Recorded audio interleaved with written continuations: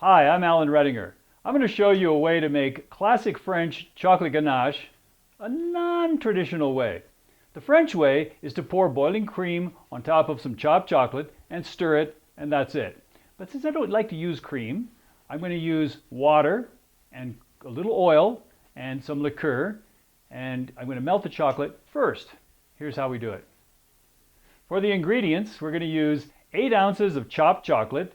I use these they look like chocolate chips like you use in a cookie, but these are not the same thing. These are actually high quality dark chocolate, 71% cocoa, and this is, the reason I use it this way is because they melt very quickly. You could also use a chopped up chocolate bar. Make sure it's very dark chocolate. I'm also going to use a 1/4 cup of Udo's oil, or you could use flax oil. This is a blend of seed oils. And I'm going to use 1 ounce of Grand Marnier, or you could use whatever liqueur would go well with whatever you're trying to do. And I'm going to use 3/4 cup of hot water. Start by putting the chocolate in a stainless steel bowl,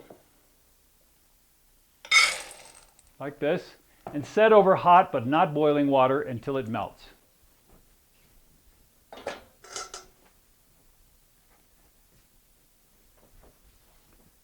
You can stir from time to time to help the chocolate melt, but it's not really necessary unless you're impatient.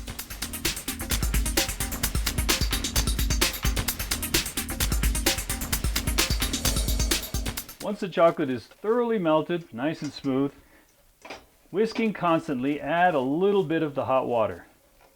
And you don't want to add it all at once because it will seize up a little bit, and if you add it all at once, it'll splash. Just a little bit at a time. See how it's getting thick?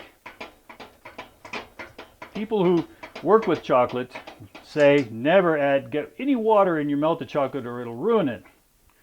And that's partly true. If we were to stop now, it might be ruined. But if you keep adding water, eventually it begins to flow again. Get the last little bit of water. And as soon as it's whipped in, I'm going to take the hot water bath off, like this, and I'm going to add the oil. 1/4 cup.